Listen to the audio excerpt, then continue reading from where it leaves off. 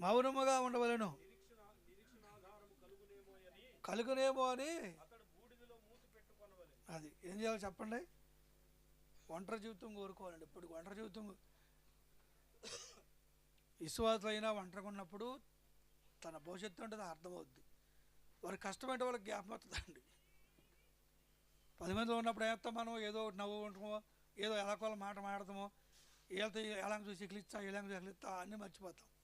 అదే ఒంటరికి వెళ్ళి అతను కూర్చో, అప్పుడు నీ భవిష్యత్తు అంటే నీకు అర్థం అవుద్ది. అప్పుడు నీకు అక్కడ ఉండదని నీకు అర్థం అవుద్ది, నీ ఆరోగ్యం అంటే నీకు అర్థం అవుద్ది.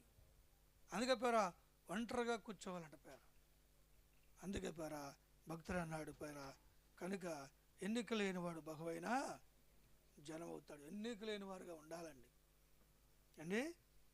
నేను ఆదరాం గారిని చూసి, నేను పెద్దయ్య గారు అంటే ఆయన అండి ఇంత లంగోటి ప్యాంట్ ఒకటి వేసుకుని ఆయన అండి మామూలుగా మన కద్దర బన్నీ అండి, కద్దర బన్నీయే దానికి పక్కన ఒక పక్కన ఎదర జేబు కద్దర బన్నీ వేసుకుని వస్తున్నాడు ఆయన.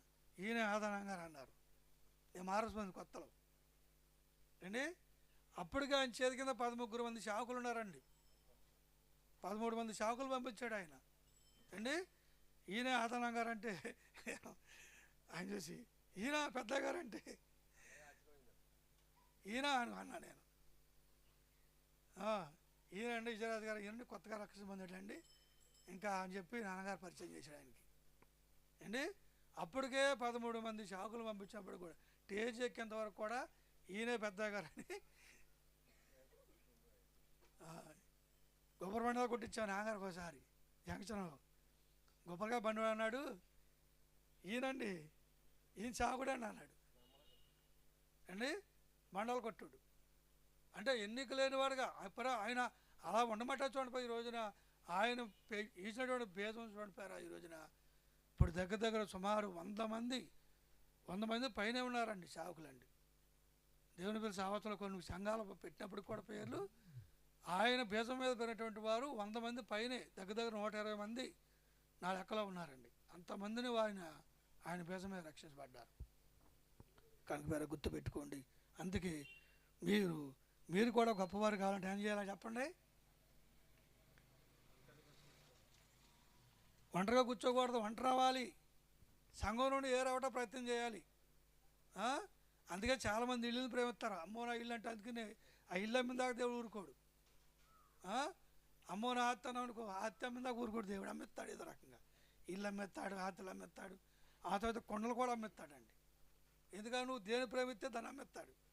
మంచం ప్రేమించుకొని మంచాన్ని అమ్మేస్తాడు. మన ఊళ్ళో మంచం అమ్ముకున్నాడు ఒక ఆయన ఉన్నాడు, అపరంగారు గారు ఉన్నాడు. ఆయన కనవచ్చు బీరువాళ్ళ మంచాలు కూడా అమ్మేసుకున్నాడు ఆయన. అన్నీ అమ్మేసుకుని చాకు వచ్చాడు. చాకు వచ్చినప్పుడు ఏమి లేవు ఆయనకి చనిపోయారు. ఒకసారి వెళ్తే ఆయనకి ఏమి వేసుకుంటా కూడా డబ్బాలు లేవు. అపరంగారికి నేను కొనిపెట్టి ఒక 5 డబ్బాలు ఎన్నో పప్పులో వేసుకుంటాకి. వాళ్ళు ఇప్పుడు ఎలా అండి ఎన్నో ఉండే ఇంట్లో.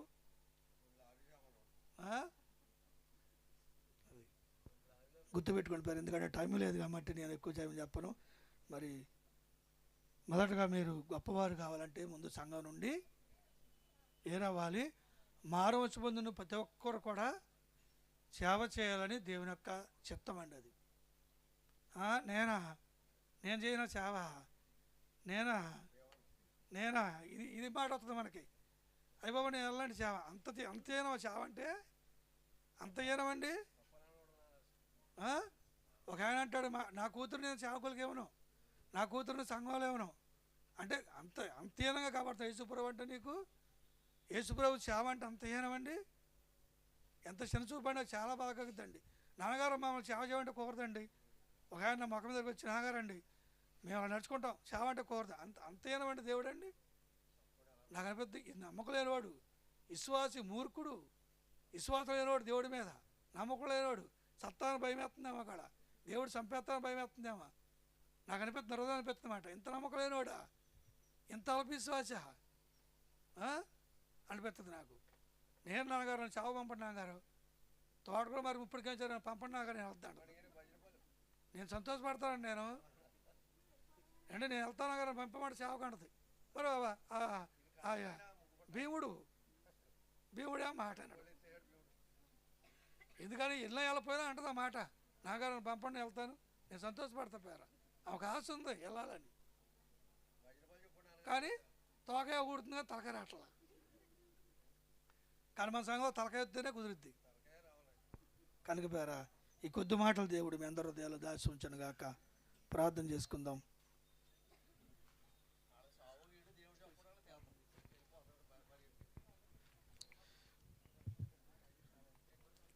ప్రార్థన చేసుకుందామండి. ఇంతవరకు చక్కని మాటలు దైవదాసులు మనకి అందించారు. సమయం